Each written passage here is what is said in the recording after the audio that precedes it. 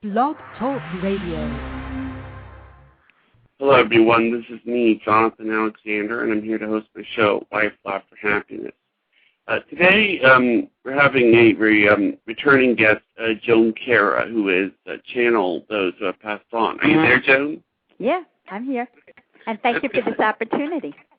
Oh, you're welcome. Thank you for coming on. It's funny. After our interview last time, because you had channeled my grandparents, I let my mom listen to the interview, and she was saying that it was interesting because she said, a lot of the stuff that I was not able to verify a lot of the stuff that you had said because Mom knew more than I did, but she listened to it and she was impressed. Oh, good. She was impressed. She said that, that there was a lot of, see, there is Native American blood and that there was a lot of stuff that was that very, you didn't know, but she knew. Okay, yeah, that would happen, yeah. Yeah, and when we channel Madeline Murray O'Hare, I guess it's harder because we can't confirm that, yeah. I had an interesting experience today. I was asked by the Spiritualist Church. I'm a guest medium there, and the first thing that I saw was, in my mind's eye, was a fire in somebody's house, and I said, I see the fire, but it's a gentleman, but he survived. And this girl rose her hand in the audience and said that her father was in a bad fire, and he was a burn victim for many years. So I channeled him, and what was interesting, he said that even though that was a sense of hell, he actually realized that the spirit, he became close to God because the flesh is, not as important as the spirit and the soul. Right. Yeah, but it was very interesting to see this image of the fire. It's not something I want to see, but somebody was there to confirm. Because, it's but that was it was just amazing to me. Like, she was really, saying, because I think what it is that, it goes back in history when I have another question. Do the spirits ever communicate with you? Do they ever have a sense of humor? Oh, they have lots of sense of humor. Of course, yeah. Actually, one of the funniest ones was I was reading a young guy, early 20s, who was studying acting, and I get a spirit who was like a comedian, very funny. And the guy said, you got your looks from your father, but you got your acting talent from me. And he was doing all these one-liners. And the young man then said, well, that's my uncle. He's kind of funny looking, and he was a stand-up comic in the Midwest.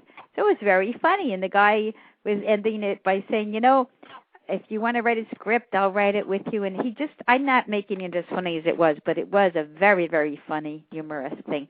Yeah, they can definitely have a sense of humor. Some of them, sometimes you get their feelings of, like if it's a lifelong depressive, I would get that energy too. Yeah, yeah. But and also, it's so absurd. I have to have a good sense of humor to do this work because it is very surreal. Well, like, for instance, another one that I always thought would be interesting in channel would be Helen Keller. Because Helen Keller, and obviously when she was, whenever I talk about someone who is blind, I always say, well, they got the hearing to help. Right. But when someone is deaf, I say, well, they got their sight. I would think that someone, I can't even imagine. Yeah, that's hard to imagine. Because it's so hard to imagine. You would think that someone who had both couldn't even have any concept of what the world is. Yeah. So. Yeah, that would be something, yeah. Yet, I remember reading her autobiography when I was a kid. It was very, very profound. And now, a friend of mine asked me a big question. We saw I don't know why we were talking about Helen Keller, but she said, now I can't remember, I know it's Annie was her teacher, lifelong companion teacher. She said, how much of it do you think was of her how much of Helen's writing do you think was written by Annie? Like maybe Annie and somehow phrased it, or maybe we got the. I mean, I don't know. I thought that was a good question to think about. Let me ask you this: do you think Helen Keller was psychic? We have to admit, she had to be intuitive to survive. You know, something like that. I mean, she had to have some kind of sense that was enhanced to survive. Yeah, because it's like, I just can't even imagine. I mean, it's like, it's hard for me to imagine that a person who is deaf and blind could communicate. The whole story just seems impossible. Well, there's that movie out based on the book, The Bell Jar and the Butterfly, about this man who had a very severe stroke where the only thing he could move was blinking one eye, and he wrote a book. So, and then, you know, so if there's a will, there's a way in some way. The other one, my left foot, the guy who had cerebral palsy, and he could type with the left foot. Well, was my left foot based on a true story? Yeah. And I saw the guy on TV, like on Merv Griffin, years ago, and he came on, and you know, he didn't talk well, and it was pretty amazing. It was based on a true story, yeah. So if there's a will, there's a way. People are locked up, but there's determination. And I think just as an attribute of the soul, I mean, right? Right. There's a bigger presence than just the body. The body's very limiting. Have you ever, I know that this isn't your expertise, but have you ever channeled an animal? Oh, yeah, many times. Really? Yeah, and they're cute because, you know, I don't see it, like, I don't hear it like a dog barking. You know, I hear it in, like, simple English. Yeah, because they have very strong personalities, and what's funny is a lot of them have the attitude that they're the ones taking care of their, well, I don't like to say the word owner or master, but whatever you want to know, the pet caregiver, they feel like they have a job and that they're taking care of them. So it's kind of a funny thing. And one cat told me she didn't understand why her pet owner was staring at this box all the time, which was the TV. And she just said, I don't understand why you're just staring at this box. It makes no sense to me. It was kind of funny because the cat observed this, and it was just, you know, not comprehensible. You know, we had many years ago, you know, we had a dog named Waldo, and the dog made the paper because he was very smart. Like, this is some of the stuff he could do. Like, Mom would take him to the, I think it was either the kennel or the pet store. I forgot where it was. And there was and what happened was that every time that Mom would take Waldo home, she would get a phone call from, I think it was either the pet store or the some other store, and then they would say, Mrs. Gutierrez, because her name was Gutierrez, and they had changed her name. And she goes, your dog is here. And apparently, what had happened was that Mom went to go pick him up, and apparently there was this beautiful little poodle there. And I think Waldo had a crush on it, so he would always go see the poodle, you know. Wait, he would sneak out of her car or something? Yeah, like, and he would do things like, well, not sneak out of the car, but like he would leave for weeks at a time and then come back. Yeah, but wait. Your mom brought him to the dog place, and then she would come home and the dog wasn't there at home? Yeah, and then she would be back at the dog would be back at the dog place. In love with the poodle. Yes. Very funny. It had just this incredible sense of direction. Yeah.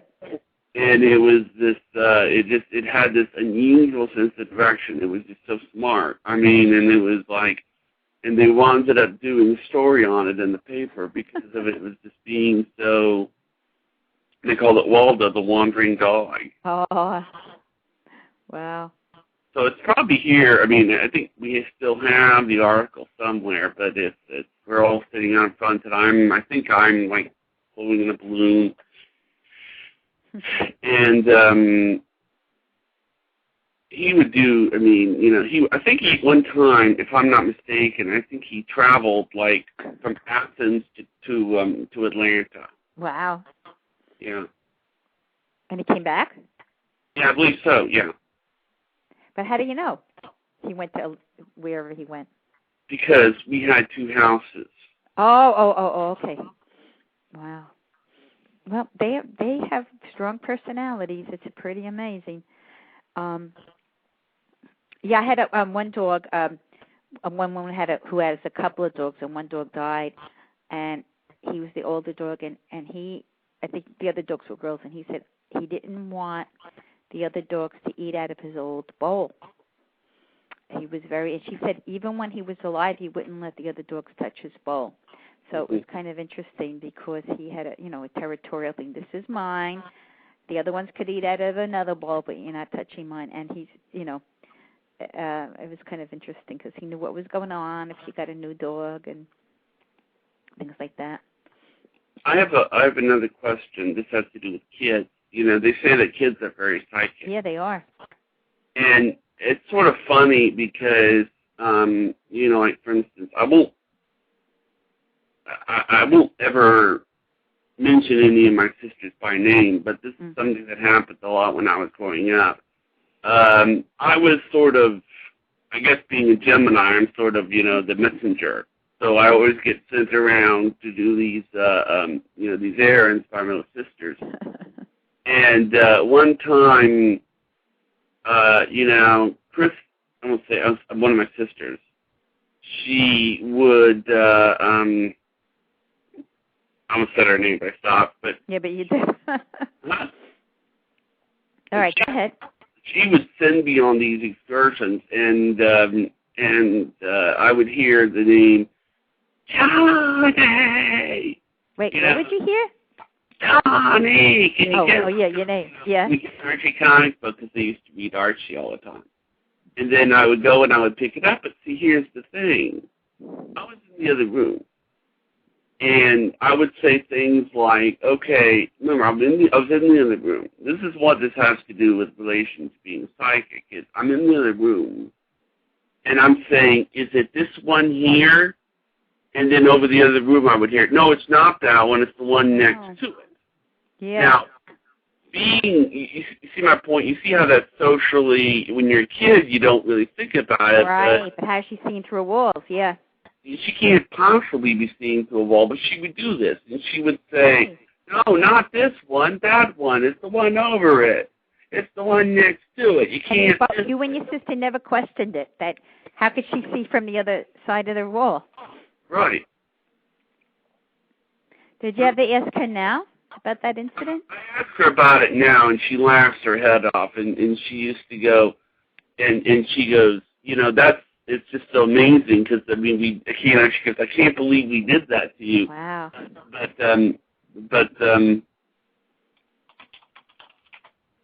it's just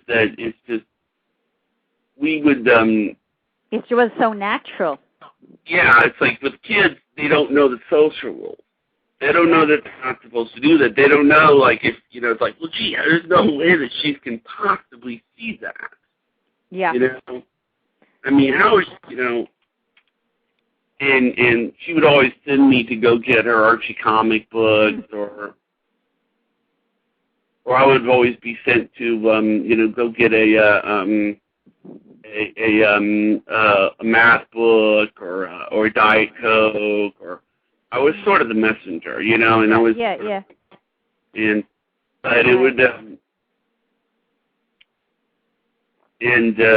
I should say, because like we have some people in the chat room, the number to call in is 646-716-8659, and I think we have a call, so I'm gonna connect this person in. All right? Okay. Caller, you're on the air. Hi, this is Erica. Hi, Erica. I was just wondering if I have any messages about my biological father. About your what? Biological father. Okay. What's his name? John. Okay.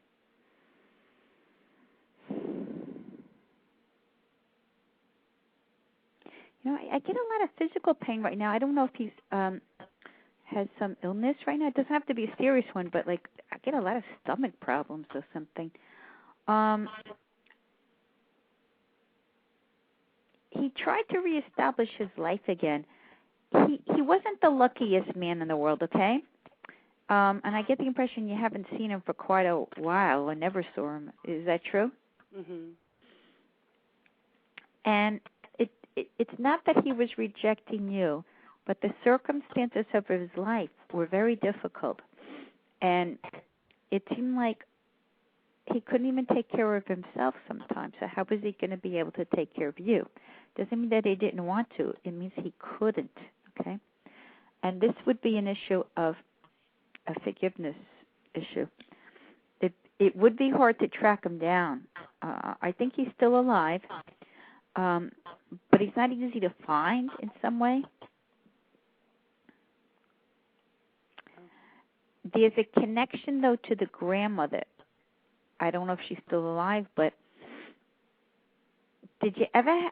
I think the grandmother wanted to. I think his mother wanted to contact you at one point. I don't know if that ever happened. No. No? I don't know. But somehow, yeah. But you also have to honor and respect that your mother didn't want him in your life either. It could have complicated things. Is that true? Yes. Yeah. It was too painful for her, and he, let's see how we're going to phrase this. He does wonder about you sometimes, but he's not in position to give you anything, okay? And he does have guilt, but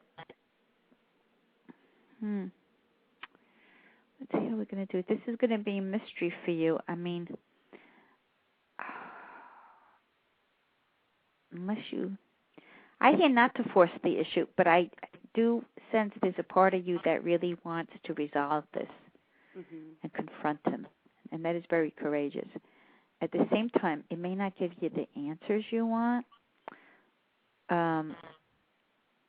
because the answers you want,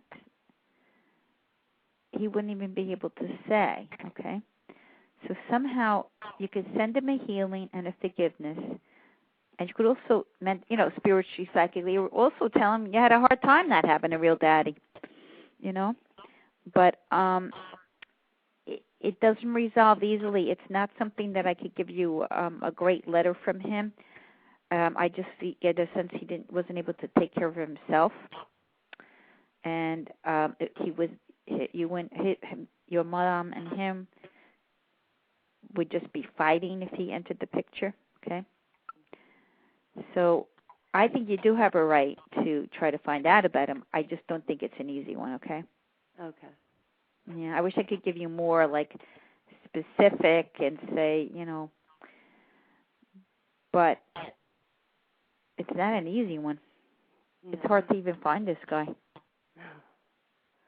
And he has a lot of rejection from your mom and fear even to even search for you. Okay. All right. Thank you. You're welcome. Okay. Does that answer your question? It kind of does. It's not an easy one. I mean, I would have loved to say, in 2 years you're going to get a letter from your dad, and, he wants to be back in life, and he's like Santa Claus, but he isn't. You know what I mean? Okay. Well, I could just say psychically she should communicate with him of just forgiveness, which is not easy, and also telling him what she's been through, not saying, I love your daddy, more like I am, I had a difficult life. My mom was a single mom, and how could you? But what could you do? This is not an easy one. Yeah, not to cut you off. I think she got her question answered, but she hung up. But okay. Well, who else is there? Well, see, there's a few people. Let me see. I could ask the chat room if they have any questions. All right. Let me see. Does anyone have any questions? No? Okay. All right. Yeah, I just typed it in. But, like I was saying, I mean, a lot of times I think psychic ability comes about from the people who don't really think that there are certain things that they should socially know. Yeah. Like, when I was younger, I mean, the whole business with going in the other room. I mean, and getting something for my sister, for my sister. I mean, it's like they should know this. They should know that they can't see this. Right.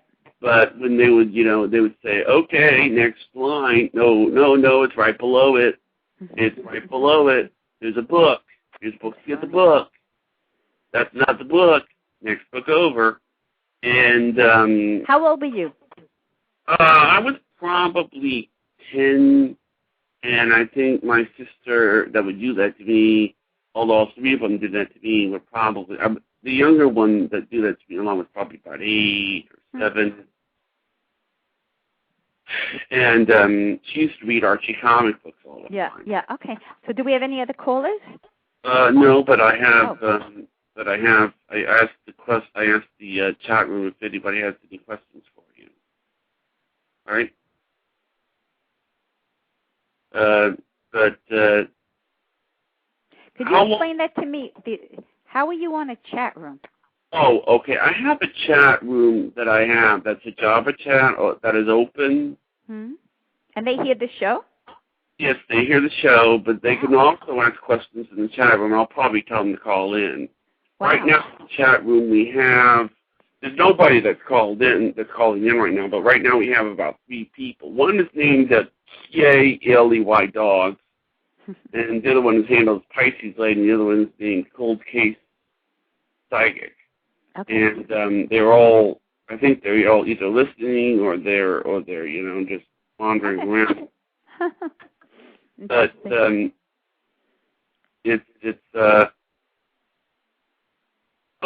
somebody asked a question. When people die, like public figures, it's K-L-E-Y Dogs is answering this question. When people die, like public figures, do they stay doing their thing like church leaders or politicians? Yeah, that's a good question. I'm going to listen to the answer. I don't know this immediately. Huh? Wait, let me see.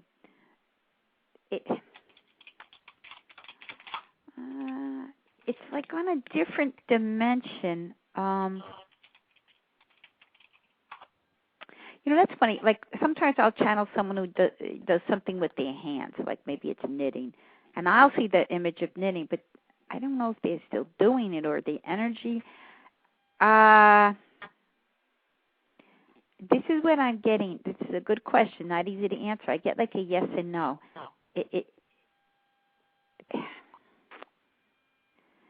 They're in a different plane, so they can't be exactly what they are. I know they do a period where they review their life, and that's like school. They will serve a function. Even people who you may think had a little life still serve the function equal to anyone else. It's a pattern of vibrations that are subtle.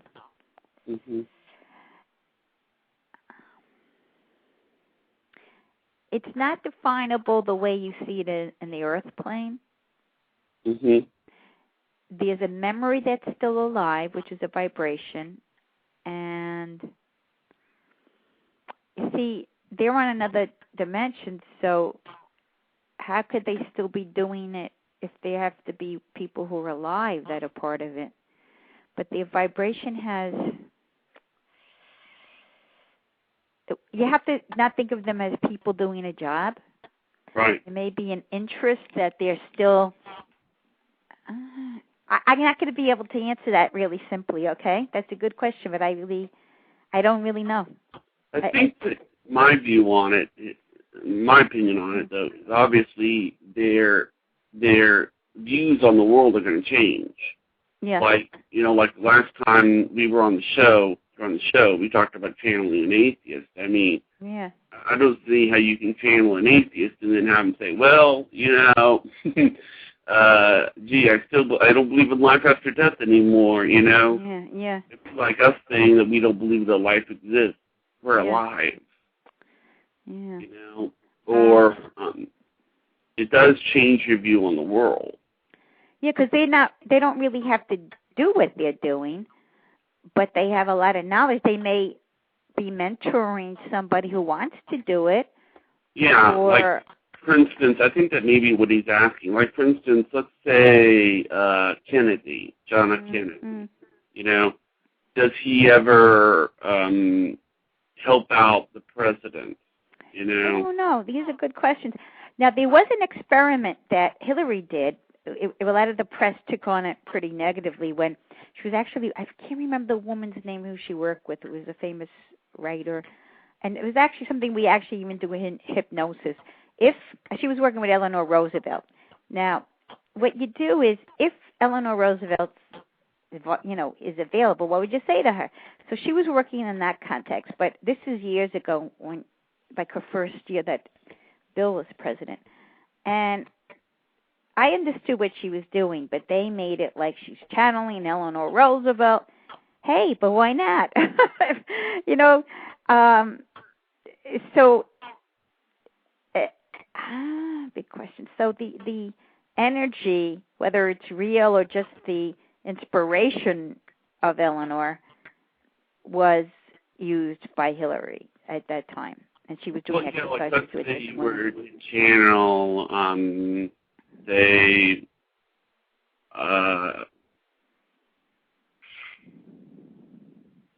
like channel Ronald Reagan and ask him what he thought about 9/11, or channel, like for instance, one thing that I think is a little bit different than the politicians, like the founding fathers, the way they were today, is we always talk about Bill Clinton, but see what happened. But the thing about Bill Clinton is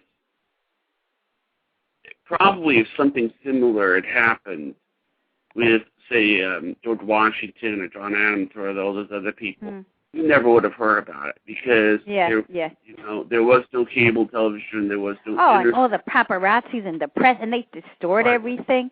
That was a great exercise. Even if you say it wasn't spirit that she was channeling, it's a great exercise to say, if I can be a creative person and think the way Eleanor Roosevelt did, and she's someone I admire, what would be her actions or her take on certain situations now? And that's sort of like putting a paradigm of, I want to follow someone, and how would she do it? And, but the press took it, at least the woman was thinking and had an idol. I mean, come on, the insanity. But you have to be creative with people you admire and want to be inspired by, because that's how their work lives on. Well, yeah, like, have you ever channeled a former president or? No, I never thought of it. I mean, it just never came up. It'd be kind of interesting, but then unless someone's really there to verify it, how do I know it's not my imagination and it really is the president? Yeah. And that's why when you do like people that I can't prove, right. I really like having somebody where I get a detail where, there's no way you would know, that's not even in any book. But when you channeled my grandmother, you did a good job. I mean, it was. Yeah, no, but that your mom was able to confirm.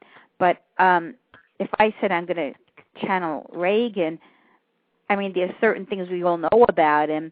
But how do you know I'm just not using my imagination and just making it up, I will tell you this. Like, let me tell you something that you said last time you were on the show that got verified. You kept mentioning stories. She likes to tell stories. Well, and you kept saying this over and over and over again. Well, as soon as my mom heard this is what she said. Bible stories. Oh. Bible stories. She would tell Bible stories all the time. And we also have another question from chat room. It's just, okay, for example, do the church leaders still have their group following with them, or is it more universal? Well, it has to be universal because it's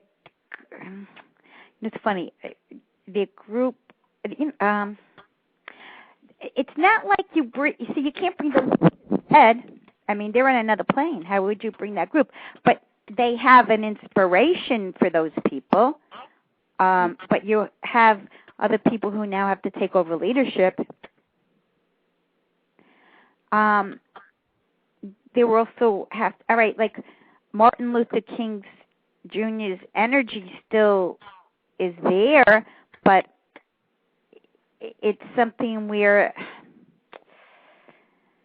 you see, yeah, there is still a lot. I mean, these are questions of like, the reason I can't answer it is because we're putting the dead as though I know the dead are living in a certain vibration, but in terms of everybody following them or being or dictated by them, they are gone. And those people, the group still loves them, but now there has to be room for other leaders.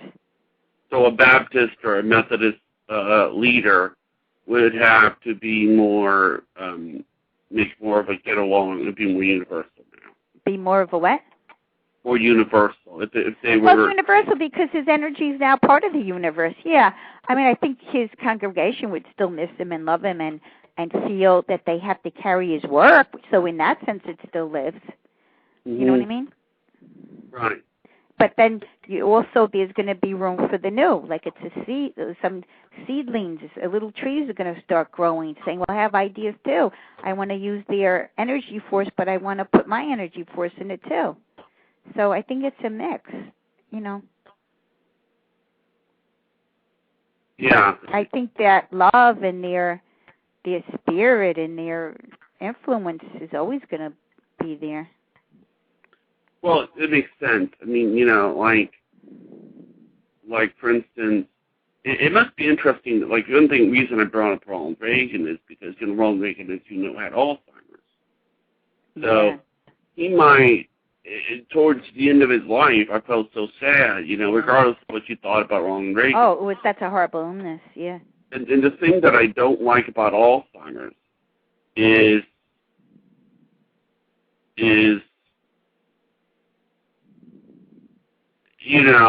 towards the end of his life, they had to refer to him in the past tense. Oh. They would always say, well, he did this, he did that, oh, he was so this, he was so that. And you never saw him out in public. It was always Nancy Reagan with flowers. Of course, yeah. And it was almost like you couldn't really, it was like you're talking about a dead person, so you're talking about a dead person. Well, part of him did die, but Alzheimer's is a funny thing because when I have channeled people with Alzheimer's, and it's very quiet, I'd be like, I would get a silence and then a word, then a silence and then a word. I would get it very quiet, and I would say, did that person, have Alzheimer's? And then my client would say, yeah. And then I could speed it up because I get them at a younger age. But it's pretty interesting. The mind is very, it's calmer. But it's not, I can't say the mind's calmer. My mind is calmer, quiet, because there are things there that's stressful and their thoughts get mixed up with crazy ideas. But so a person with Alzheimer's is the hardest one to channel? No, I didn't say it was the hardest. I said it gets very quiet in my mind when I hear them talk. It's like I get one word, then it's a pause, then I get the other word. Oh, and then you go back to another. Yeah, then I say, do they have Alzheimer's? That's my symbol. It's not that Alzheimer's, you're quiet and silent, but that's the symbol I get when. Oh, when I pick up someone with Alzheimer's, that's how I know it's someone with Alzheimer's. It's a symbol. Doesn't mean their thought processing is silent, because some of them talk and have a lot of things, it's confusion, but they do talk, yeah. It's just that what you do is that they make themselves known by showing. Yeah, by that method, yeah, exactly. They make themselves known. That was a good phrase. I got you. They just sort of show themselves as sort of... yeah, and that's the symbol I get, yeah. I mean, do you ever, have you ever had a spirit just come to you out of the blue? That's a good question. I don't think so. No. No, I don't get like strays coming into my life or...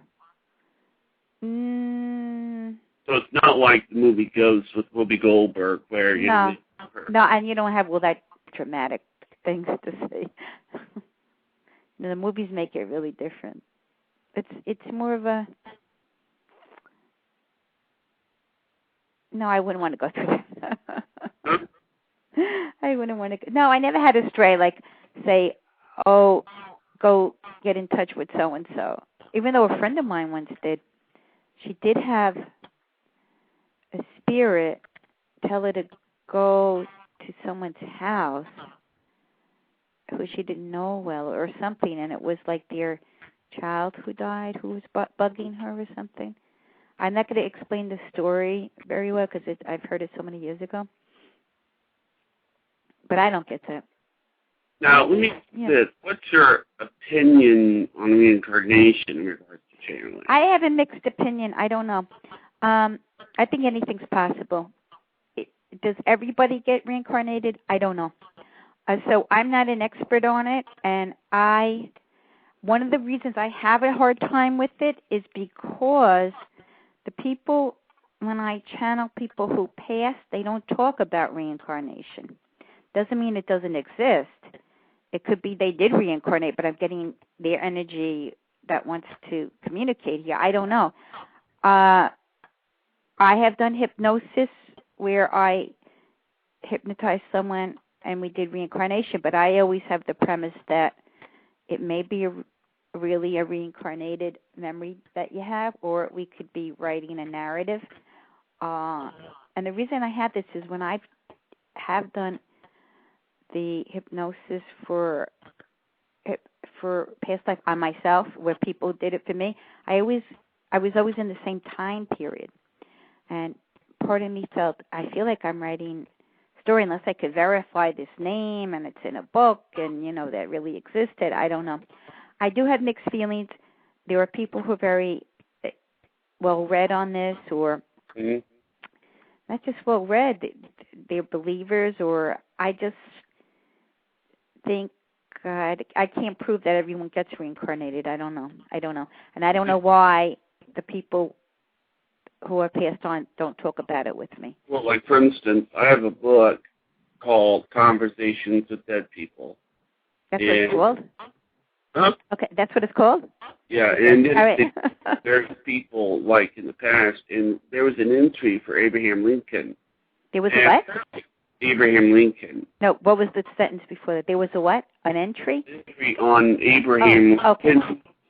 Okay. And what they said was that Abraham Lincoln got reincarnated as Martin Luther King. Well, that's interesting. So channeling either of them would just lead to the other.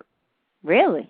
But that was for that channeler. I don't think everybody who channels them gets the two. Yeah, but that's what he said. He said that the writer. Now, who was the author?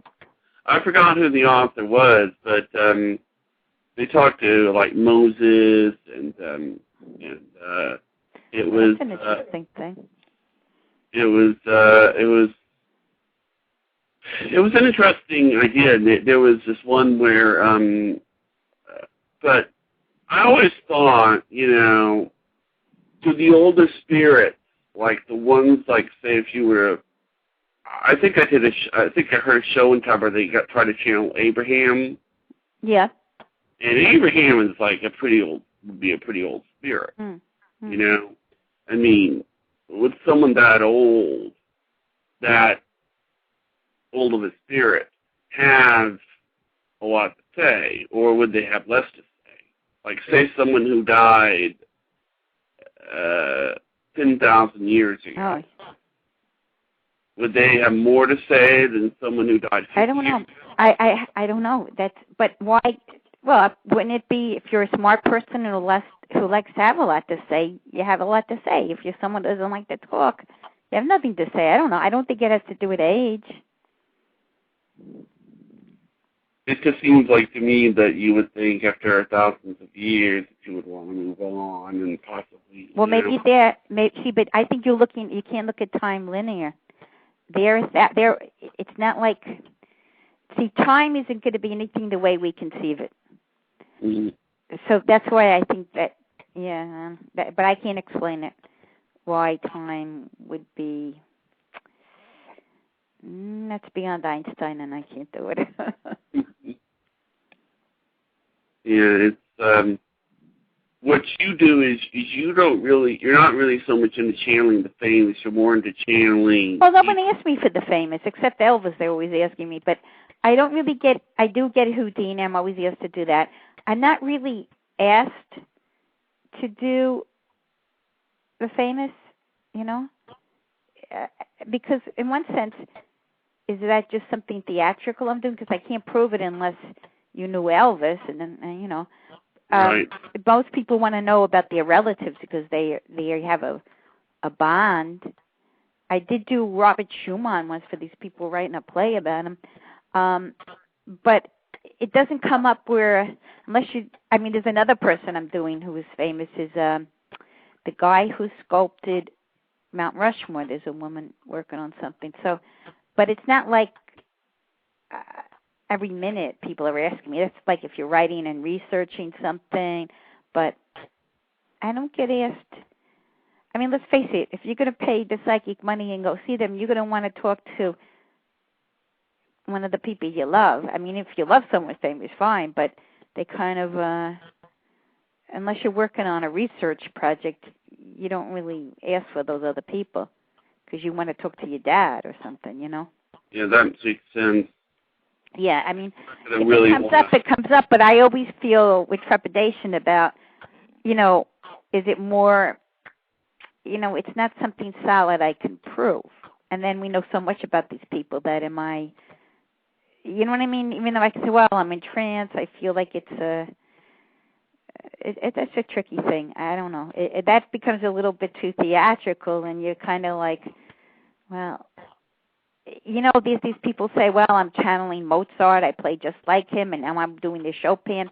We kind of always laugh at that. Maybe they are, but maybe they're not. I can't really be the one. Anything's possible. At the same time, what we think is a psychic energy of that person may not be. I don't know. There's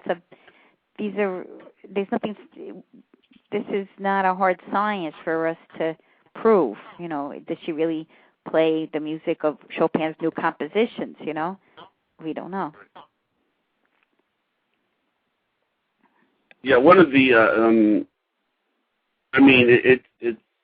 I understand because it's also pretty hard, I guess, when a loved one is gone, like as a result of something horrible, like a murder or something. Oh. You ever had that happen? Wait, I didn't hear what the question was. What? As a result of a murder? Yeah, I've had to do that. Sometimes we had cases where they weren't sure if it was a suicide. One guy fell off a ladder, steps, and the coroner thought it was a suicide, but I thought he tripped on shoelaces or something, so you can't tell. I'm trying to interrupt. We have a caller. Okay. Right. Oh, you're on the air. Hi, my name is Linda. I'm in the room of Pisces lady. Are you Pisces lady? Yes. Okay. All right. You have a question? Yes, I do. I was just wondering about I call him my dad. He was my stepfather, but he was actually a dad to me. And I was just curious if he was all right. What's his name and what's your name? I didn't catch your name. My name is Linda. Linda. And what's your dad? Let's call him your daddy. What's your dad? Your dad's right. name? My dad's name was John. Okay.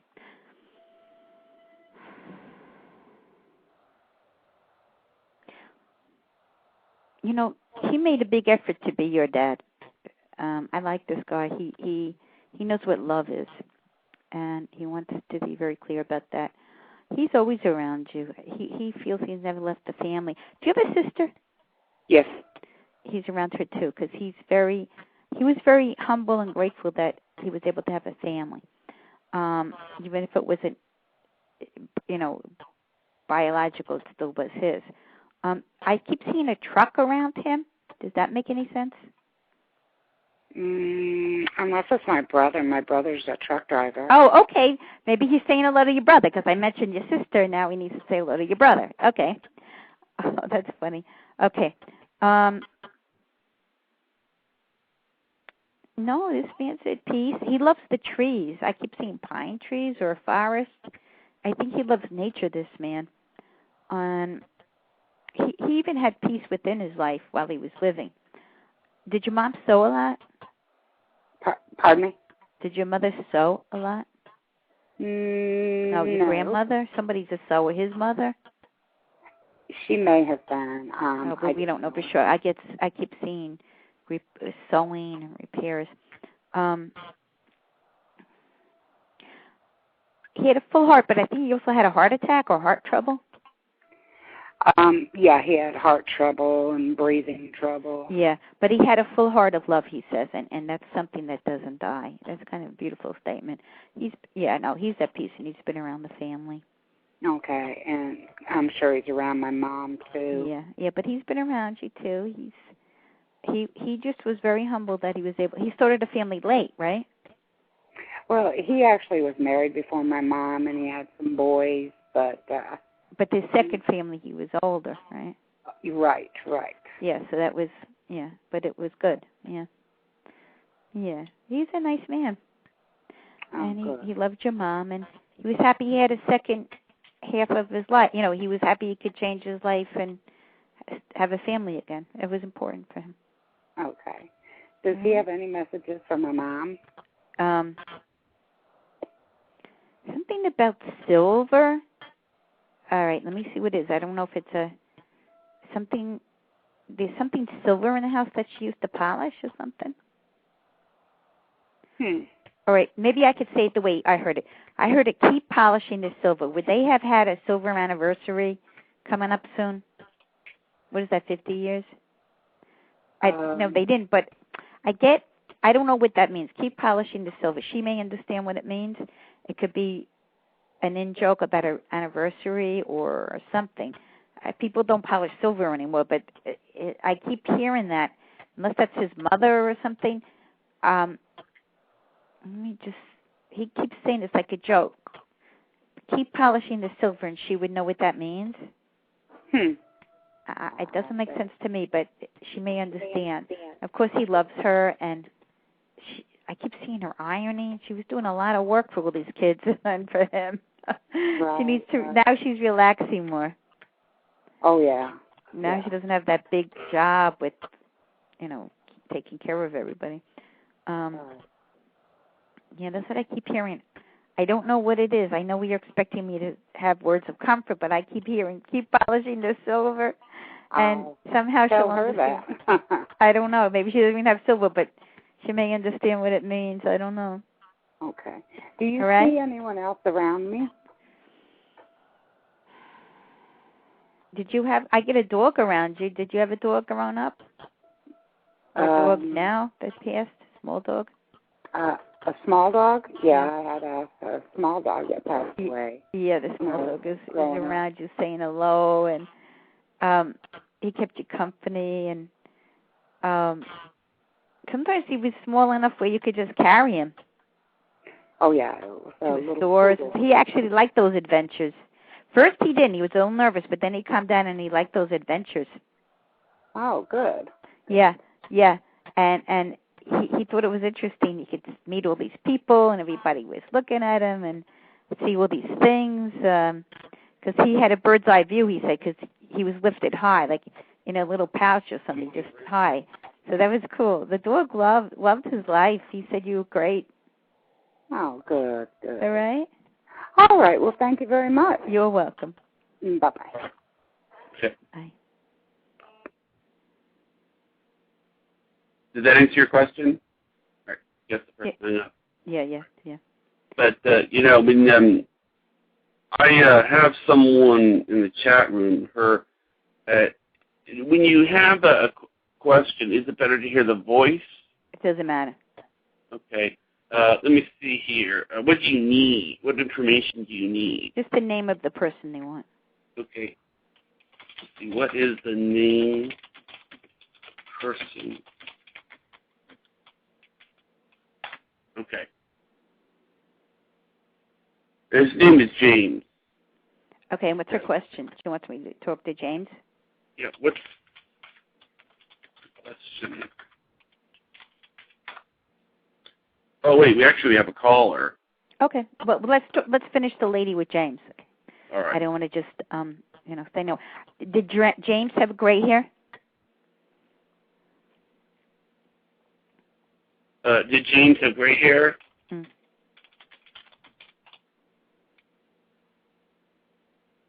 She actually was, she wants to know if, okay.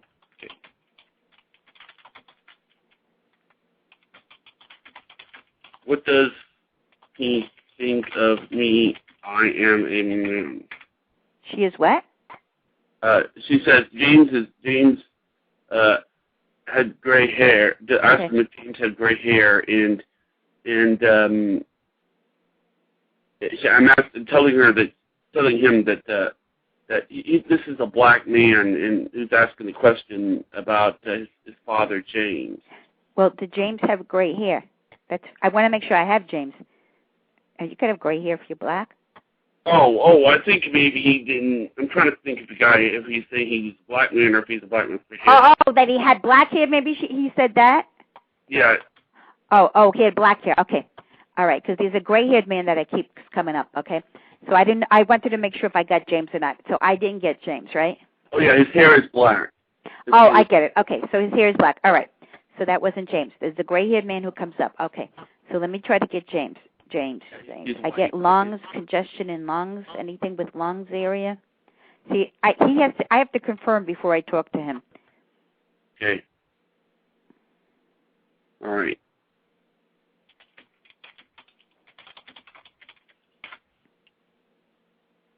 Okay.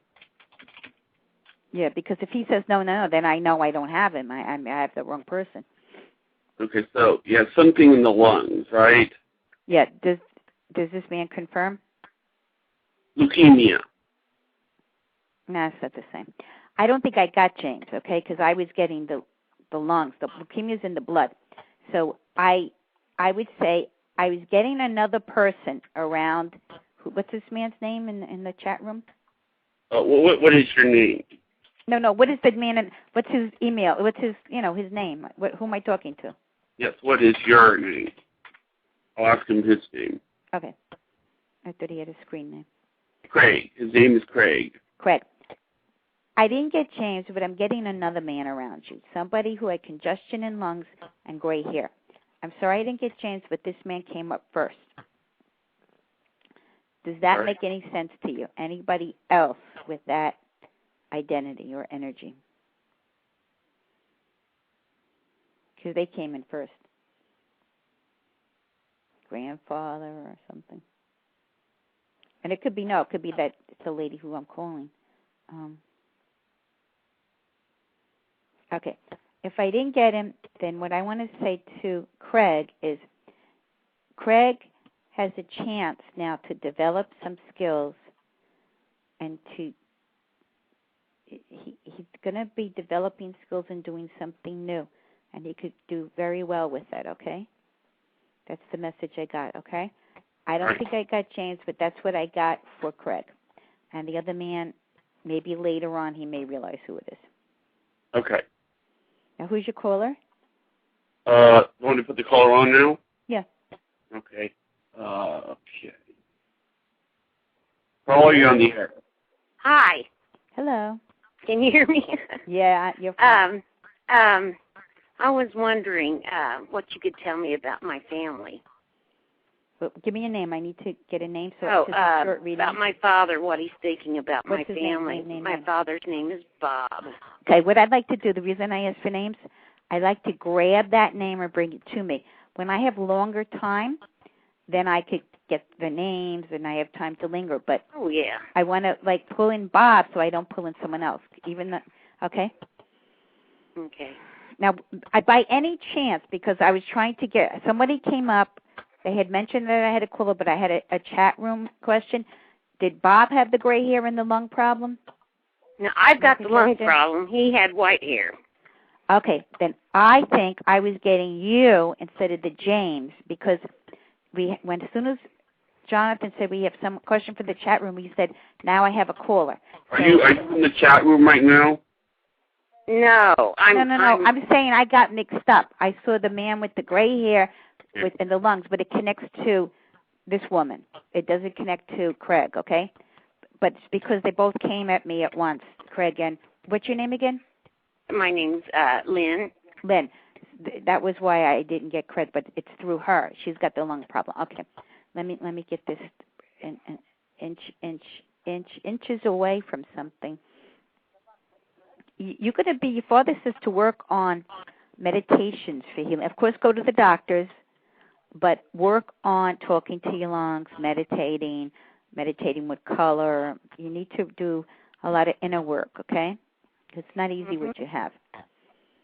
Well, I just wondered what he thought of the family situation. Okay, right. Let me with get the remaining family. Okay, but that's the first thing he wanted to say. So you got to take care of yourself. Somebody's been very upset.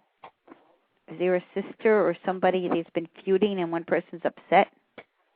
Who's been what? Feuding? Oh, yes, but it's not a sister. I don't have any sisters. Okay, but it's one of the family members is very upset over something? Mm-hmm. Yeah, and this person... I didn't know if he could know that or not. Well, I don't know if he knows it or if I'm picking it up from you. I can't really prove it, but I get that. He sort of wishes that they'd be a family and still have respect and love. Mm-hmm. Well, that's probably not going to happen. But I just wondered, because the reason why I called Well, he's upset over it because it's a waste of time, because when you're on the other side, you got to review, and why is everybody so unhappy about some of this is trivial, but everyone thinks they're right. I'm right, you're wrong, I'm right, you're wrong. Yeah, and we're losing respect and love. Why lose love over something silly? That's what your dad's saying. He doesn't like it like this. And you know what? You all lose in the end. Because whatever you're fighting for, you lose a relationship. Oh, I realize that. Well, the other person doesn't. No. The other person's going to end up killing himself because of the hate. You can kill yourself with hate. Yeah, right. I agree. And your father's upset over it. And you know what? It's not a big deal. It's like, even if they brought in a lawyer, they couldn't prove it or get it. It's a waste of time. But that's what they're caught up in, and you know, it's sad. Your father thinks it's a waste of time, but he wants you to have your own goals and do your, you know, he's proud of you because I think you did take care of the family, correct? Yes. And you've been doing well, and you had a lot of sacrifices for it, and you understand.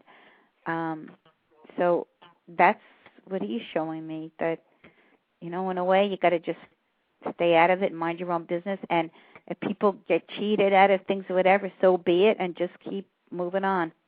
Yeah, that's what I'm doing. Good. You're doing exactly what your dad wants you to do.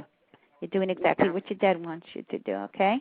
That's good. Yeah, the other person, you're stubborn and mean and hung up on this, and you can't do much about that. All right. Well, thank you. You're welcome. Bye-bye. Right. Wow. Okay, that was interesting. Yeah, it's always interesting. You know,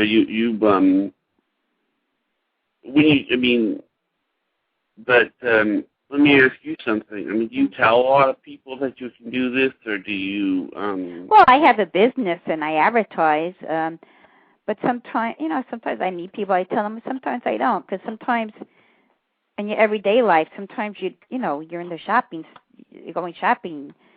You want to just not work while you're enjoying the other things. So, sometimes you just, it's. But I do make, I do it professionally, so it's important for me to tell people. But there are times when you don't want to, you want to just relax, and because it's as soon as people introduce you as a psychic, they're gonna make you work. Not that it's work; it's fun. But sometimes you want to just have fun and go dancing and not have to think about problems. Because even though I get very fulfilled when I help people, it's wonderful to feel good about yourself because you're helping people. At the same time, a lot of people do call me up, and I have regular clients. I'm the first one to hear bad news, and some of it's very traumatic and painful, and I have to find the words to help them. So sometimes it's difficult because you're not always hearing the good news. You're always hearing like the stress and the pain, and I lost a job, or this one's sick, or I hear that a lot. Of course, I get some good news too, the clients, but a lot of times I hear things that you hear things that sometimes people do things that they're in stress, or things are unfair. It's painful. Yeah, so sometimes you need a break from it. There's only, sometimes you just have to, Well, we've been on for about an hour. Yeah. So I just wanted to thank you again for coming on. I want to thank you for this opportunity, Jonathan. I hope we can do it again. Okay, thank you so much. Right. All right, bye.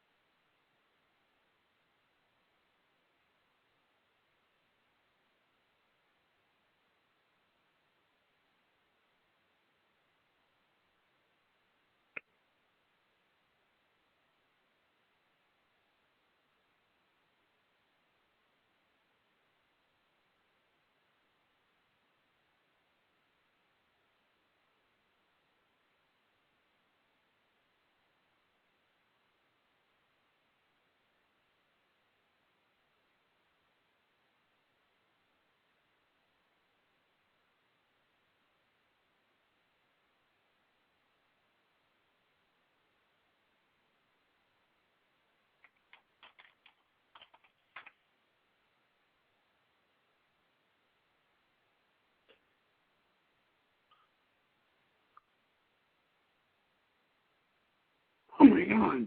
She's on the show.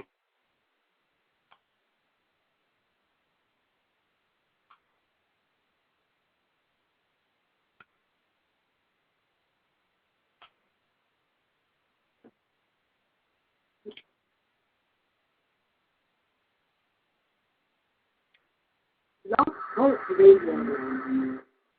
This broadcast will begin just after this brief message. My friends laughed at me when I said I...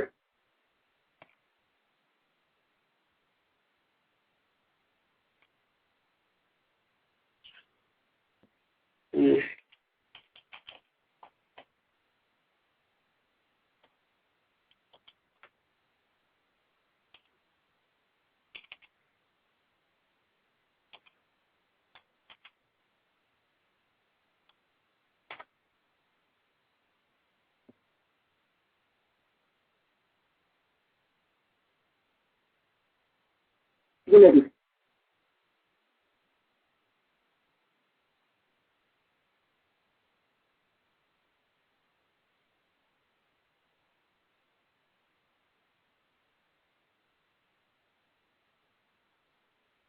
You may be sitting there right now, wondering how you're going to make it through the day. Do you worry yourself sick, beat yourself up, or put yourself down? This isn't the real you. You used to be happy and have confidence and dreams. Remember? Well, it's time to get it back. You owe it to yourself to pick up the phone and call for a powerful spray tape that can help you get your life back. I'm used to the basket founder of the Midwest Center for Stress and Anxiety. Please, let me help you help yourself. Call 1-800-451-4810. That's 1-800-451-4810. 1-800-451-4810.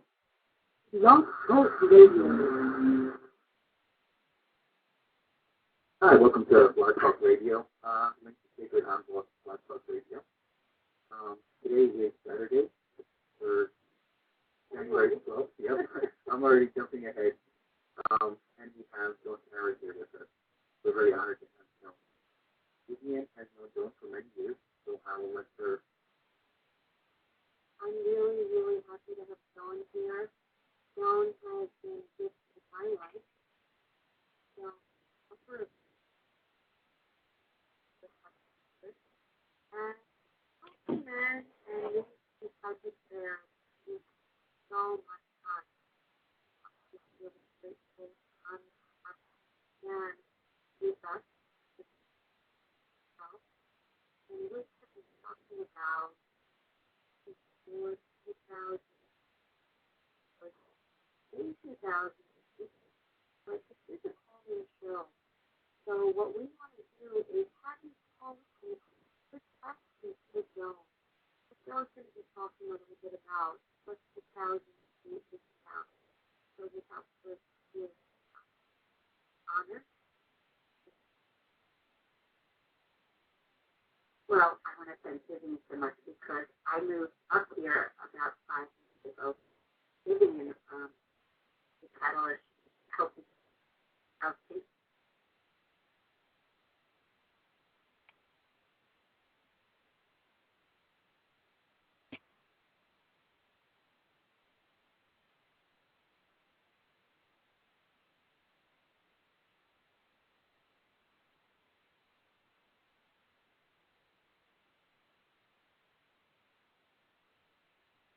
You may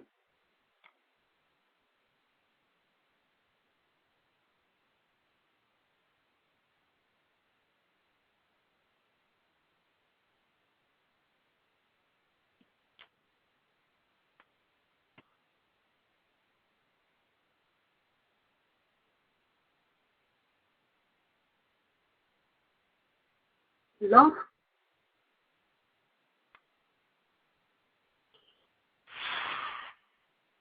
You may be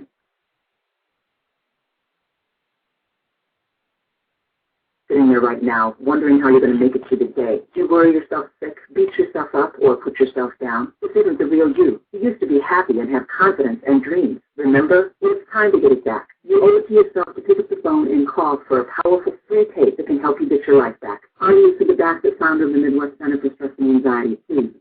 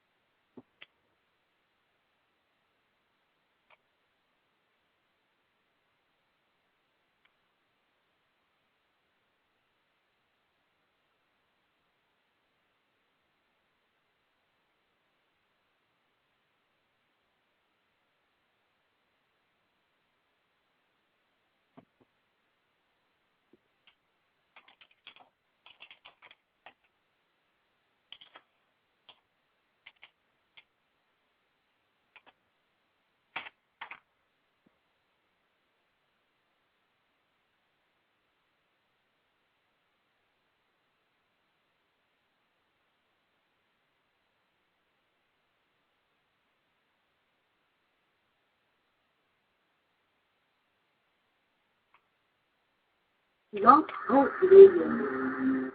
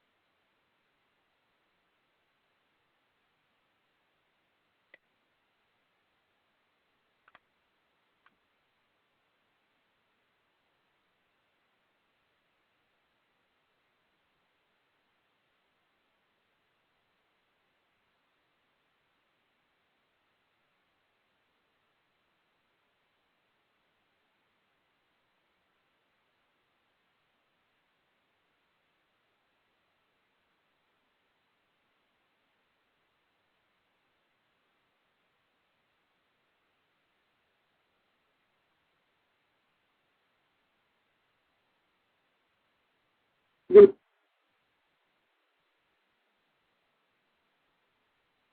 may be sitting there right now, wondering how you're going to make it through the day. You worry yourself sick, beat yourself up, or put yourself down. This isn't the real you. You used to be happy and have confidence and dreams. Remember? Well, it's time to get it back. You owe it to yourself to pick up the phone and call for a powerful free tape that can help you get your life back. I'm Lisa the Basket, founder of the Midwest Center for Stress and Anxiety. Please, let me help you help yourself. Call 1-800-451-4810. That's 1-800-451-4810. 1-800-451-4810. Love Hope Radio. Good evening, and this is Jonathan Alexander. I am hosting the show for Laughter Happiness. This talk people who will overcome adversity and trying to smile forward. Now, also I want to let everyone know that if you click the link on the left side, there's a free. Request a free demo CD-ROM by calling 1-800-330-1218. There's no tedious translation, useless memorization, or boring drill. Call 1-800-330-1218. 1-800-330-1218.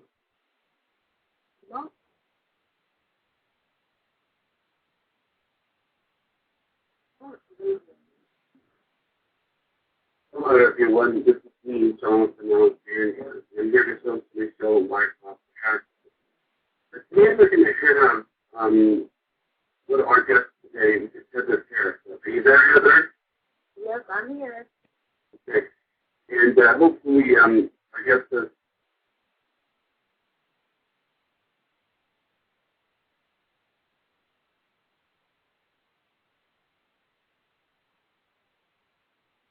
she's trying to start over because she had her account fished on MySpace, so she's trying to start over. And if you could, go over there, ask her, and subscribe to her blog. If you really need friends, and the link is on the left. You can see it on the links to the left. Our guest today is a lady named Amara. She goes by the name Amara. How do you pronounce the name? Amara, Jonathan. Amara. Okay. And you are, would you describe yourself as a psychic or someone who's sensitive to the surroundings? Well, I don't think you could say one doesn't go with the other and vice versa in my case, but to be psychic, you must be sensitive to your surroundings. Because you're sensitive to surroundings doesn't necessarily mean you're a professional intuitive, but intuitives are hypersensitive, usually in terms of receiving information, either one or the other of their senses. And how do you use what you have to help people overcome adversity? Go ahead. Is there a specific way that you use, I rather just find that you use bowls sometimes. Is that a method that is used commonly? Sound has traditionally been used as a healing tool, a complementary healing tool for balancing, relaxing, rejuvenating, hearing. In my case, I use the bowls in conjunction with the Reiki practice, which is, again, another powerful alternative or complementary medical techniques and modalities to help people overcome physical, mental, emotional, and spiritual challenges in their life. I also do consulting for folks and working with them on identifying the source or the core issue at the root of the adversity in their lives, and then helping them find a pathway toward overcoming it, and most importantly, seeing the gift in the talent that's being connected to it, because there's always a lesson. Yeah, it's amazing how some people can live in different lifestyles and not be happy. You know, and some people, they live like what we would consider to be miserable lifestyles to be very happy. Well, you're absolutely right. The perspective, in marketing, they say, it's all in the perception. And that's true when you talk to people about how they feel about their lives. Some of the wealthiest or most well-known people in the world are idolized as having it all, and deep inside they're miserable, unhappy, and personally bankrupt. Yet there are others that live in the meagerest of circumstances economically, and yet they are able to find joy, small moments of the day. They are able to be grateful for what they have, see the gifts in it, and they are richer than the person with more money in the bank. Certainly. And do you think, are you able to look at someone and tell if they're happy?